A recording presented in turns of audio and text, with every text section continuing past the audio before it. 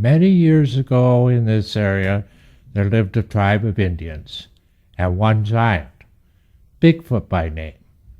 And because he was a giant, he liked to pick on those smaller than himself. Now, no matter what size you may be, no one likes to be picked on. But the smaller Indian didn't quite know how to handle the situation. So they made smoke.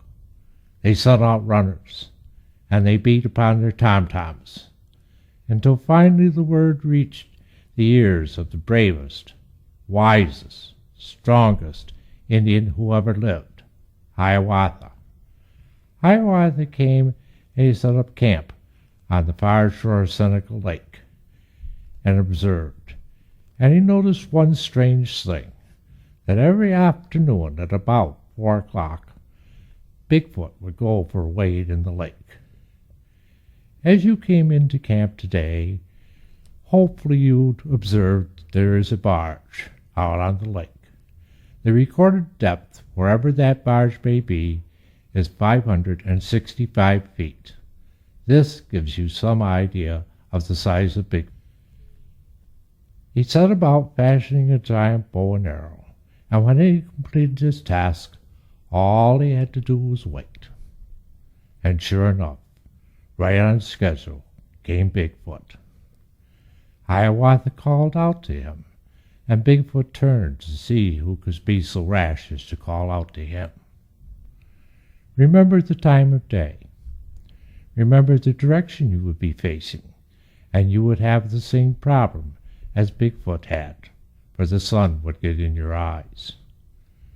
Well, when the sun gets in your eyes, what do you do to help yourself? You raise your hand to shield your eyes. Bigfoot did the same, not realizing that when he did so, he left his entire chest wide open. Hiawatha let the arrow go, and it hit home. And Bigfoot plucked the arrow from his breast and hurled it upon the shore. When it first landed, it was right at the foot of the bluffs directly behind me. But time and the power of Seneca Lake have moved the arrowhead until today it can be found when you go down the road to the waterfront.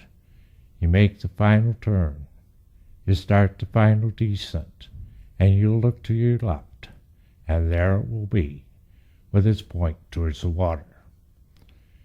You may get a canoe from the waterfront staff and investigate it, and you will find there are still traces of blood upon the point.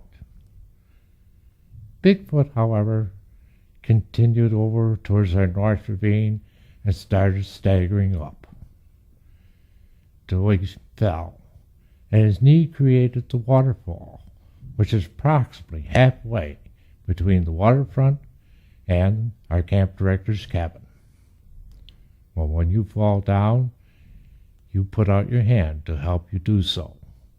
Bigfoot did the same, but because he was a giant, he left forever embedded on the bank of the ravine his handprint. It is slightly above our camp director's cabin and a little bit below Mohawk's height.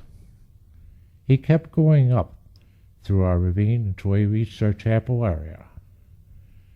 Thursday night we are going to be having vespers. When the services are finished, you may approach the altar, and there on the right-hand side you will find a small trail. Follow that trail. It doesn't go far. And look down, for there on the bottom of the ravine you will see Bigfoot's final footprints. When you come to the end of the trail, you will resemble an area that's been carved out from the earth.